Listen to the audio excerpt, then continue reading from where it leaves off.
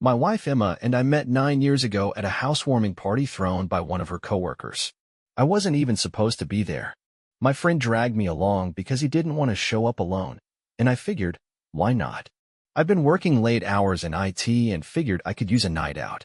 Emma was standing by the kitchen counter, holding a glass of white wine, talking to a couple of people. She had this voice that carried, not in an annoying way, but the kind that makes you want to lean in and hear more. She was telling some story about how she accidentally sent a client a meme meant for her sister, and everyone around her was laughing. She was magnetic, funny, sharp, animated. When she laughed, you could feel it light up the whole room. I walked over, awkward as hell, and made some joke about how she needed to work on her email etiquette. She laughed. That was it. We ended up talking for almost 2 hours straight while people came and went around us. When the party started to wind down, I asked if she wanted to grab a coffee sometime. She smiled and said, I don't drink coffee, but I like pancakes. We went for pancakes 2 days later, and then again the next weekend. It just flowed. We moved in together 6 months after that, and got married 2 years later. Now, we've got a cozy little 2-bedroom house just outside the city. Nothing too flashy, but it's home. We painted the living room ourselves. Well, I painted, and she supervised, with a glass of wine in her hand and music blasting from the Bluetooth speaker. We have a cat named Marvin who thinks he owns the place and a Sunday morning ritual of waffles and reruns of bad reality TV. Our friends think we're quirky, but in a good way. Emma works in marketing. She's brilliant at it, creative, outgoing, always buzzing with ideas. Her job takes a lot of her energy, but she somehow still manages to be the life of the party and the most thoughtful person in the room. She remembers birthdays, anniversaries, the little things. The kind of stuff I'm always forgetting. I've got a quieter kind of job, network management at a mid-sized tech firm.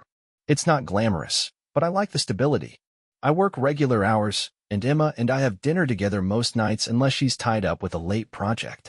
We've got a good rhythm: Friday night date nights, Saturday hikes when the weather's good, lazy Sunday mornings. No kids yet, though we've talked about it off and on. Right now we're enjoying life the way it is. Just the two of us, building something together.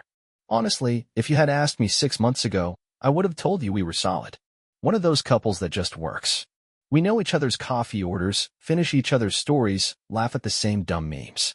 We had our little inside jokes and a kind of shorthand that only comes from years of being side by side. We live in a 2-bedroom house just outside the city. Quiet neighborhood, tree-lined streets, the kind where people wave when they walk their dogs. Our house isn't huge, but it's ours. We saved up for a few years before putting down the down payment. Emma picked the place. She said it had good bones and natural light for days, and honestly, I just trusted her gut. She has a good eye for that sort of thing. She made it a home. There are little pieces of her everywhere, plants in all the windows, those abstract art prints she swears are soulful, candles that smell like everything from fresh laundry to something called Midnight Figure. The living room has this big old couch we found at a flea market and reupholstered together one summer. She chose a ridiculous mustard yellow fabric, but it kind of grew on me. Most evenings followed a routine. I'd get home first, usually around 5:30, and Marvin, the cat, would meet me at the door like he runs the place. I'd feed him, check email, maybe put something on the stove. Emma would walk in around 6:30 or 7, depending on how busy things were at her office. She'd kick off her heels with this dramatic sigh and say something like, "You won't believe the chaos today," and then dive into whatever campaign or client drama she was juggling. We'd talk over dinner, sometimes homemade, sometimes takeout. She liked Thai food, I leaned toward Italian, so we had our compromise spots. Then maybe a glass of wine or two, a movie, or just both of us on the couch with our laptops, her scrolling Pinterest boards or working on her personal blog, me checking server reports or gaming for an hour or two. We weren't overly romantic in a flashy way, but we had our rhythm. Notes on the fridge. Quick kisses before she left for work. She'd bring me snacks when I was working late in the home office. I'd surprise her with flowers from the market once in a while. It wasn't perfect, but it was full. Comfortable. Emma's career really started to pick up about 2 years ago. She'd always been good at what she did, branding, digital campaigns, all that creative marketing stuff, but her company finally started noticing. She got promoted to senior strategist last summer, which came with a decent raise and more responsibility. I was genuinely proud of her. She worked hard and deserved every bit of that recognition. The change brought a new kind of energy into our home. She was excited, motivated, staying late more often, sometimes traveling for weekend conferences. I won't lie, I missed having her around as much, but I chalked it up to the natural give and take of a partnership. My job stayed pretty much the same, steady, low profile, working with systems and infrastructure for mid-sized businesses. It was good work, decent pay, not very glamorous. I never cared about titles the way she did, but I admired her drive. Our routines adjusted, but they didn't disappear.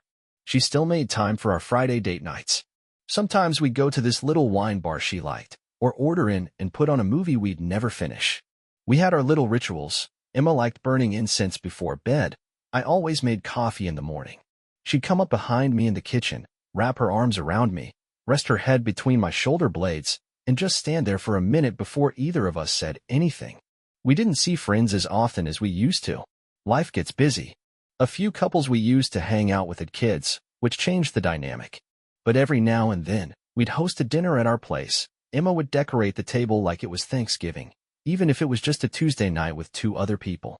She had a way of making everything feel like an occasion. Looking back, our life felt like one long Sunday afternoon, familiar, soft, slightly repetitive, but in a way that made you feel safe. I wasn't bored. I wasn't restless. If anything, I thought we were easing into that phase where love becomes less about spark and more about the quiet comfort of being truly known by someone. There were plans floating in the air. Maybe a trip to Portugal next spring. Possibly starting to look at bigger houses in a year or 2, if things kept going well at her job. She joked once about getting a second cat, and I pretended to protest, but I think we both knew I'd cave the minute she found a kitten that looked at her the right way. We were stable. Not in the boring way. In the dependable way. She knew me inside out, and I knew her, or at least I believed I did. I used to think that if anything ever came between us, it would be something external. A crisis. A tragedy. Something neither of us could control. I never imagined it would be a choice. But again, that's getting ahead of myself. This was still the part where I believed in us. Completely. It was a Tuesday evening when Emma brought it up. We had just finished dinner, nothing fancy, just pasta with garlic bread, and were lounging on the couch with our feet tangled under a throw blanket. She had her head resting on my shoulder, scrolling through her phone while I half-watched whatever show was playing.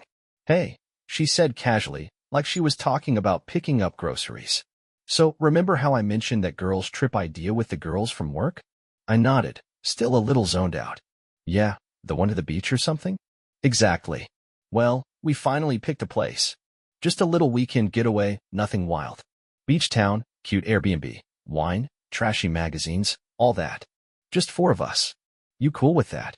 "Of course," I said without hesitation. "You deserve it." She smiled and kissed my cheek. "Thanks, babe. I know it's silly, but I'm kind of excited. I haven't done something like this in forever." I didn't even question it. Why would I? She'd gone on short trips with coworkers before, networking retreats, creative workshops, marketing events. It never felt strange. Besides, I trusted her. We weren't the kind of couple who checked each other's locations or dug through texts. We gave each other space because we never had a reason not to. Over the next few days, she started planning. She showed me the place they were staying, a cute coastal house with white walls and a view of the water. She even joked about overpacking like she always did, holding up swimsuits and asking which one looked more. I'm here to drink wine and forget about deadlines. I gave her $400 the night before she left. "Spend it on whatever you want," I told her. "Spa stuff, dinners, cocktails. Go full tourist mode." She laughed and slipped the cash into her wallet. "You're the best."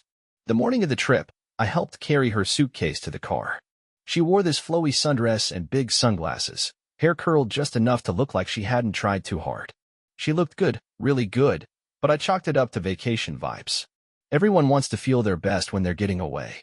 She gave me a long hug before getting into the car. "I'll text when we get there," she said, then leaned in. "And I promise not to come back with a tattoo or a tiny dog." I laughed. "Please don't. Marvin would murder it." I stood on the curb watching her drive off, waving as she turned the corner. It was quiet when I stepped back inside. The kind of silence that only happens when she's not home. A little odd, a little empty, but I figured I'd just use the weekend to catch up on some work, order takeout, maybe have a lazy Saturday.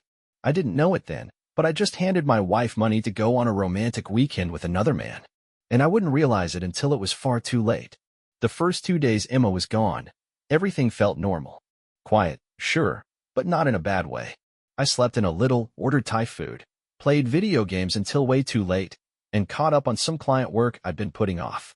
She texted me the first night, a photo of her wine glass on a patio table, her painted toes kicked up toward the ocean. Living the dream, she wrote. Looks peaceful, I replied. Enjoy every second. She sent a heart emoji. But by the second day, something started to feel off. Not anything dramatic. Just little things. Subtle. She used to text me pretty regularly when we were apart, even if it was just a miss you or a photo of her breakfast. But this time, radio silence for hours. I brushed it off at first. She's on vacation. She deserves a break from her phone, from me, from everything. Still, I couldn't help but notice the gaps. The first night, we exchanged maybe a dozen texts. The second day, it was 3. I sent a message around 10 a.m., hope you're having fun, and didn't hear back until almost 5 p.m. Sorry, babe. We were out exploring shops, and I left my phone in the car. It's been such a fun day. I'll call you tonight. She didn't call. Sent a text instead at 10:41 p.m. Super tired. Wine and waves got me knocked out. I'll call you tomorrow, promise 2 arts. It was believable. And yet, something felt rehearsed. Or maybe that's just hindsight talking. I don't know. That night, I found myself scrolling through her Instagram stories. Just photos of cocktails, a beach sunset, a boomerang of her clinking glasses with someone off-frame. It was the caption that caught me. Sunshine, secrets, and sangria. I stared at that word, secrets. Probably innocent. Just a cute caption. Still, it made my stomach tighten in a way I couldn't explain. The next morning, I texted her around 9 a.m. Morning. Miss you. How's today looking? No reply. By noon, nothing. By 3, I found myself checking our shared cloud account. Not to snoop, at least that's what I told myself. Just to see if she'd uploaded any photos. She hadn't. Usually when we traveled, Emma was the kind of person who took hundreds of pictures, uploaded half of them before the trip even ended, and narrated the entire thing like a travel blogger. This time, just those 3 shots from Instagram. Nothing in our shared album. Nothing new in the cloud. Something gnawed at me. I tried to shake it. She was with friends. Maybe the vibe was different. Maybe she just wanted to unplug. But I couldn't stop the way my brain started doing math. She mentioned 4 women were going. I asked who, but she only named 2. When I asked again, she brushed it off. You don't know them. That didn't sit right. She was usually all about giving me the rundown of who's who, especially when it came to work friends. That evening, I sent her another message. Everything okay? Haven't heard from you today. No reply. At 11:13 p.m., a text finally came. Sorry, babe. Bad signal here. Went out again today. Just crashing now. Miss you. No punctuation. No pet name. No heart. Just 5 words that felt like they were written with her eyes somewhere else. I sat in the dark staring at that message, thumb hovering over the screen. I didn't reply. I didn't know what to say. For the first time in our marriage, I had the quiet, creeping feeling that something wasn't right. And I hated that it was starting to make sense. I barely slept that night. I kept telling myself I was overthinking it. That I'd been working too much lately, that maybe I was feeling lonely or paranoid because she was away. But those excuses didn't sit right. Not when I started retracing our conversations in my head and realizing how vague they'd been. Emma hadn't told me the names of the women she was traveling with. Not really. She said they were from work, the girls, she called them. But no tagged photos, no selfies, no group shots. Just her. Always just her, with a cropped hand or a wine glass or a view. I opened our shared calendar. Nothing about the trip was logged. She usually added everything, meetings, friend dinners, even nail appointments. But this? Nothing. Not even a blocked-off weekend getaway note. It was like it didn't exist. That morning, I texted again. How's everything? All good. No reply. I went about my day trying to pretend I wasn't checking my phone every 5 minutes. Work emails piled up. I answered a few, ignored the rest. Ordered lunch and barely touched it. By 2 p.m., I gave in and tried to call her. It rang once, then went a voicemail. I waited 10 minutes. Called again. Same thing. I know how this sounds. I know how fast your mind can spiral when someone doesn't respond. But this didn't feel like a spiral. This felt like being left out of something on purpose. By 5 p.m., she finally responded. Sorry. Been in and out of signal again. You'd laugh if you saw how bad it is here. I'll try calling tonight, promise. I stared at the message. Something about it grated. I would laugh. Since when did she talk to me like that? Like I was just some casual contact waiting for a courtesy call. Still, I let it go. Or at least, I tried. That evening, I noticed she posted to her Instagram story again. A video this time, her hand reaching out to clink glasses with someone, but it was fast and shaky, just a blur. I paused it, rewound it, paused it again. The arm in the shot looked masculine. Thicker. No bracelets, no rings. Just a watch and short, tense skin. I told myself I was being ridiculous. It could be anyone. A waiter. A tour guide.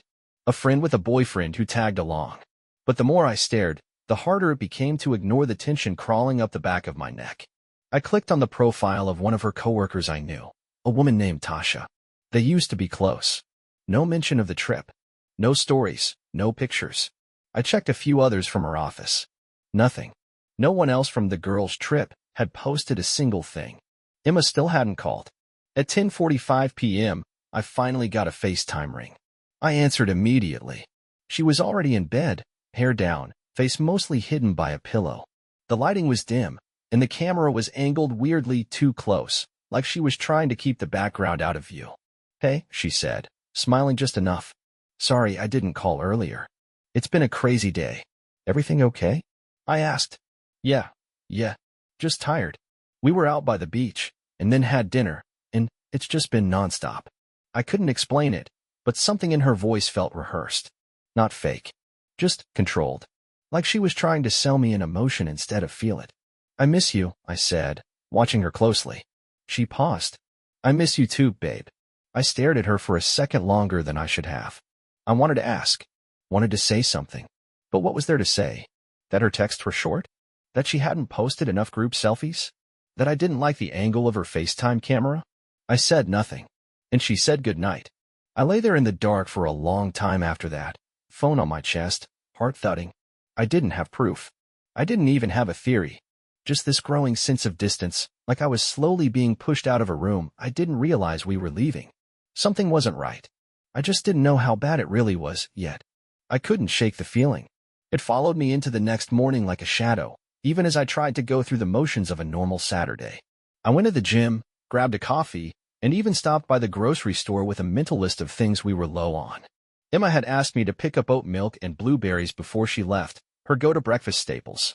I bought them out of habit, as if that would somehow make her presence feel more real in the house that suddenly felt too quiet, too still.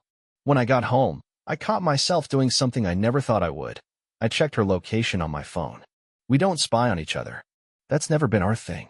But we have location sharing set up in case one of us loses our phone or needs to find the other in an emergency. I opened the app slowly, not even sure what I was expecting. It didn't load. I stared at the screen. Location unavailable. That had never happened before. My throat went dry. I closed the app, opened it again. Same thing. I checked my own phone settings. Everything was working fine on my end. I knew what this probably meant. She had either turned off location sharing completely or switched it to airplane mode. Neither of those options made sense for someone who was supposedly just spending a low-key weekend at the beach with her coworkers. I didn't confront her about it. I just sat with it. Let it settle in like a weight pressing on my chest. I told myself she probably didn't even realize it had been turned off. Maybe her battery was low. Maybe she dropped her phone in the ocean and was using a burner flip phone from 2003. My brain ran through every possible scenario that wasn't the one I was most afraid of. But even the lies I told myself were getting harder to believe. That afternoon, I went into our shared desktop computer, the one in the office that we both used mostly for printing documents and storing old photos. I opened the browser, hesitating for a long moment before clicking into the history. I don't know what I was hoping to find. Maybe hotel bookings. Maybe emails. Maybe something innocent to prove me wrong. But the history had been cleared. That was the first time I actually felt my hands go cold. Emma wasn't the kind of person who deleted her browsing history. She wasn't secretive, not with me. If she was looking up shoes or plane tickets or perfume, she left all the tabs open like breadcrumbs.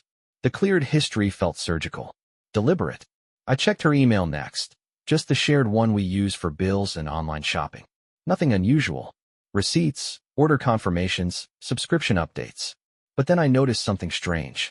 A flight confirmation had come in 4 days ago, from a budget airline we don't usually use. Booked under her full name.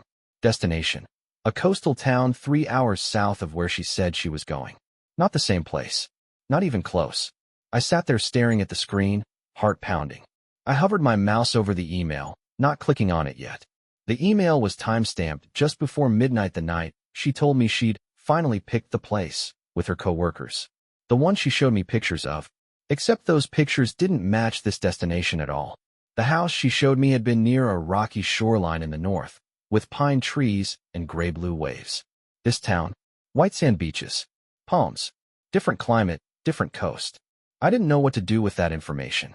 I didn't even know what to think. It wasn't enough to accuse her. People change plans. Maybe her coworkers wanted somewhere warmer. Maybe the pictures were just for the vibe and not the actual rental. But that tightness in my chest wouldn't go away. That night, when she finally texted me, it was another short message.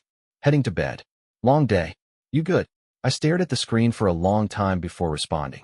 Yeah, all good. And then I turned off the lights, lay in bed staring at the ceiling, and waited for the next shoe to drop. Because I knew, deep down, that it would. And soon. It happened on a Sunday afternoon. I was in the kitchen, making a sandwich, something simple, turkey and cheddar on sourdough. The kind of lunch I always made when Emma wasn't home. Marvin was curled up on the windowsill, twitching in his sleep. There was music playing softly in the background, Fleetwood Mac, one of Emma's favorites. It felt like any other quiet weekend moment. My phone buzzed on the counter. I glanced at the screen without thinking. It was a message from Emma. Except it wasn't a message for me. It was a photo, taken at what looked like a beachside restaurant. The kind of place with wooden tables, cheap white chairs, string lights hanging overhead. She was in the frame, smiling, her hair loose and slightly windblown. Sitting next to her was a man I'd never seen before. He had one arm casually draped over her chair, the other holding a drink. She was leaning into him. Her hand was on his thigh. The caption underneath hit harder than the image itself. Told you this weekend would be worth the live face-blowing a kiss. He's even better than I imagined. For a full second, I couldn't breathe. I stared at the screen, reading it once, twice, 3 times. My body went cold. Everything, the sandwich, the music, the sunlight, blurred into the background. It felt like I'd fallen through the floor. And then, before I could move, before I could even process what I was looking at, the message disappeared. Deleted. Gone. I opened the chat. Empty. No photo. No text. Nothing but the usual messages from the past few days. I checked my notifications again. The preview was still there on the lock screen, like a ghost that hadn't faded yet. But when I tapped it, the thread was clean. She'd realized it. She'd meant to send it to someone else, probably a friend, and in the rush of her excitement, tapped the wrong name. Mine. She deleted it almost instantly. But not fast enough. I saw it. I saw everything. I stood there for a while. I don't remember how long. Just staring at the spot on the counter where my phone had been, sandwich forgotten. I think Marvin meowed at one point, sensing something was wrong. I didn't move. Couldn't. She didn't message again. No follow-up. No, oops. Or that wasn't for you, or any kind of attempt to cover it. Maybe she figured I hadn't seen it. Maybe she hoped I'd been away from my phone long enough for her to delete it before it registered. But she was wrong. I saw the look on her face in that photo. That was the part that hurt the most. She looked happy. Not fake happy. Not posed for Instagram happy.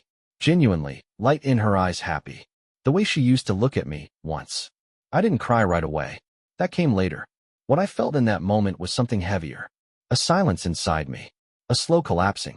Like someone had reached into my chest and quietly unplugged something that had always been running in the background. Trust, maybe. Or belief. I didn't know who the guy was. I didn't care. All I knew was she hadn't gone on a girl's trip.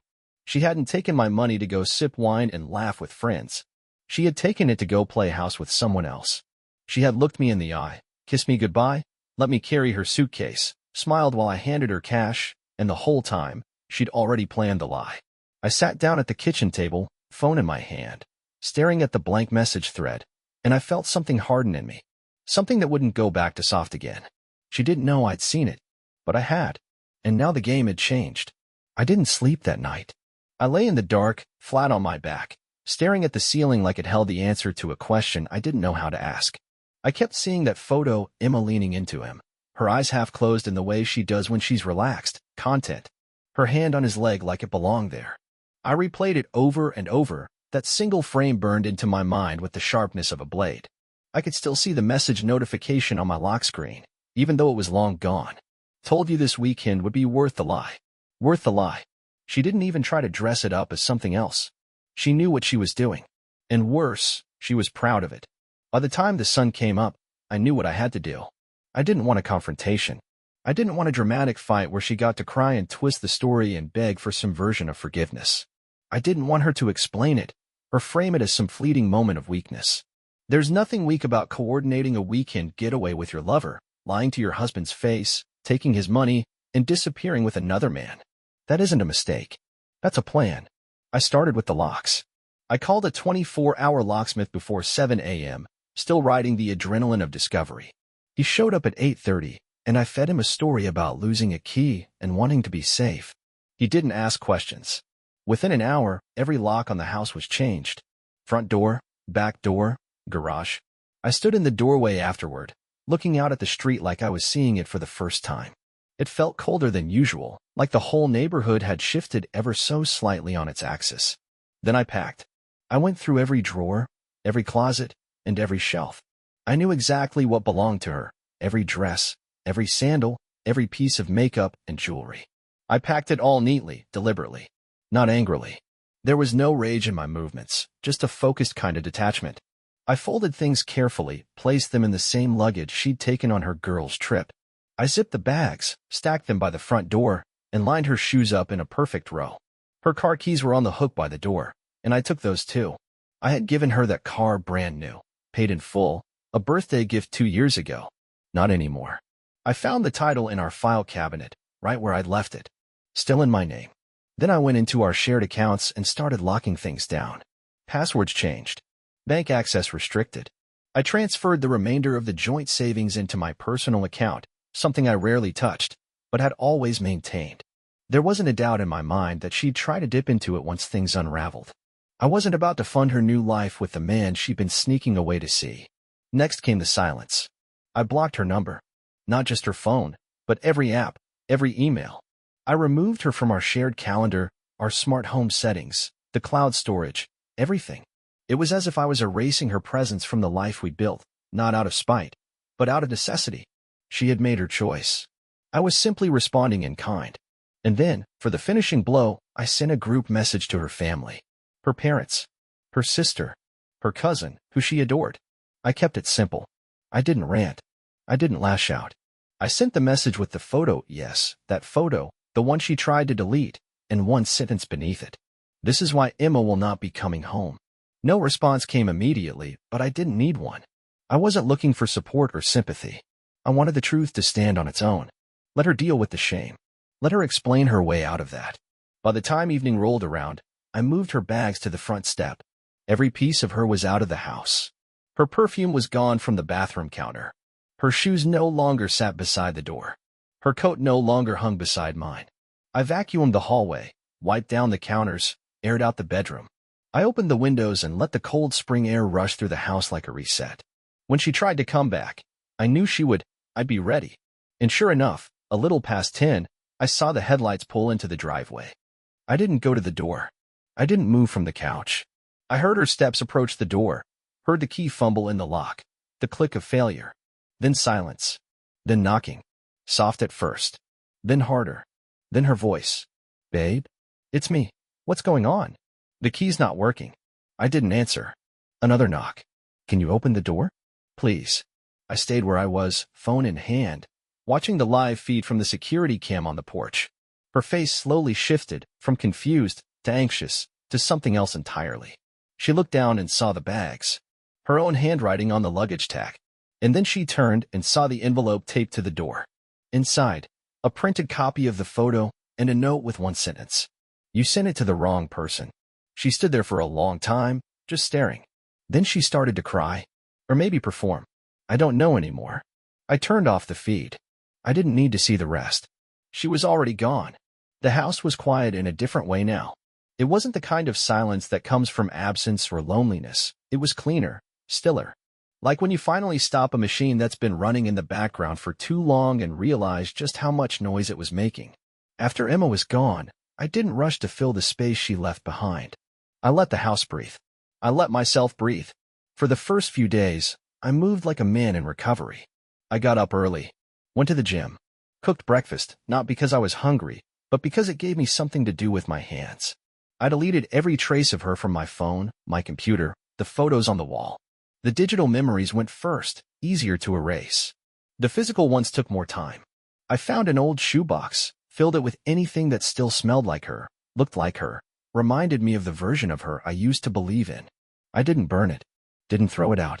I just tucked it away, somewhere far from reach, like a piece of myself I wasn't ready to destroy but didn't want to see again either. The car sat in the garage like a symbol. She hadn't come back for it. Not that it mattered. It was in my name, and after a quick trip to the DMV, that fact was finalized with paperwork and a fresh set of keys. I started using it. Not because I needed a second car, but because it reminded me that I was the one who got to decide how things went from now on.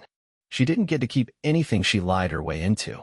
Her family tried to reach out a few times. Her sister left a voicemail shaky, embarrassed, trying to ask questions without outright asking them. I didn't respond. Her cousin messaged me something about mistakes and second chances. That one I did reply to. She made her choice. Now I'm making mine. And that was it. A few weeks passed. Spring started to stretch into early summer. The air felt warmer, lighter. I opened the windows more often, let the scent of fresh grass and sun-baked pavement drift through the rooms. For the first time in years, the house didn't feel like it was waiting for someone to come home. It felt like it belonged to me. I started spending more time outside. Joined a new gym. Took weekend drives with no destination in mind. Said yes to things I usually declined, barbecues, pickup games, a coworker's birthday party at a rooftop bar downtown. That night, something unexpected happened. Her name was Rachel. She was standing near the bar with a group of people I didn't recognize. Tall, dark hair tucked behind one ear, wearing a soft green dress and holding a gin and tonic like it was a familiar friend. She wasn't loud or flashy, just grounded. When we made eye contact, she didn't look away. She smiled, small and sure. I walked over, made a clumsy comment about the music being too loud, and she laughed. Not a flirtatious laugh. Not a forced one. Just honest. We talked for almost an hour. She asked me what I did for work. I told her. She asked if I lived nearby. I told her. She asked if I had a girlfriend. I paused, then said, no, not anymore. And just like that, it felt real. Like the end wasn't just something I'd survived, it was something I'd come through. Something I'd outgrown. We didn't exchange numbers that night. No rush. No expectations. But something shifted inside me. I went home feeling light. Not fixed. Not healed. But open. For the first time in a long time, I looked in the mirror and didn't see a man who'd been lied to, cheated on, and discarded. I saw someone still standing. Someone still here. A version of me that didn't belong to Emma anymore. It's been a little over 3 months since I changed the locks. Sometimes, I still catch myself thinking she'll come back. Not because I want her to, but because habits die slower than love does. I'll be pulling into the driveway and, for a flicker of a second, I'll expect to see her car parked there. I'll hear a certain type of ringtone in public and instinctively think it's her phone. But then I remember. She's not coming back. That chapter is closed. And what's left now is mine to write. Emma did try to reach out again. A few blocked calls from unfamiliar numbers. An email sent from an address I didn't recognize. I didn't open it. I saw the subject line, "Can we talk?" Just once, and closed the app. Not out of anger. Not even out of pride. Just because I didn't need anything she had to say. I'd already heard everything I needed in one accidental message. And no apology would undo the fact that she looked at another man the way she used to look at me, and chose him. Her family stopped reaching out too. I think they got the message. Or maybe they saw the truth for themselves. Either way, I haven't heard a word since. It's strange how fast people disappear when they have to choose a side. But I'm not bitter about that. Some bridges burn clean. Rachel and I have been seeing each other, slowly, carefully. We've had a few dinners, a walk through the farmer's market, even a lazy Sunday morning making pancakes at her place. She's easy to talk to. Thoughtful. Honest in a way that doesn't feel like performance. I haven't told her the full story yet, just pieces of it. Not because I'm hiding anything, but because I want to give her the parts of me that are mine, not pieces still tangled up in someone else's betrayal. And she's been patient. No pressure. No games. Just two people figuring out what it means to start again. But more than anything, These past few months have taught me how to sit with myself. I used to think healing would be some dramatic process, therapy breakthroughs, grand epiphanies, a montage of self-discovery. But it's quieter than that. It's coming home to an empty house and feeling peace instead of panic. It's passing by places we once went and not needing to stop the memory from rising. It's laughing again without guilt, sleeping through the night, remembering who I was before I became someone else's safety net. I'm not thankful for what Emma did. I don't believe betrayal is a blessing in disguise or that everything happens for a reason. Some people lie. Some people cheat. Some people look you in the eye and make promises they never intended to keep. That's just reality. But I'm thankful I saw the truth when I did. That I didn't waste another year of my life loving someone who stopped loving me behind my back.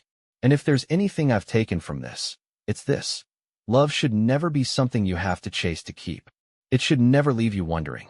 It should never make you feel small. I gave her the best parts of me. I don't regret that. She just wasn't meant to keep them. Now, I'm learning to keep them for myself. And for the first time in a long time, that feels like enough.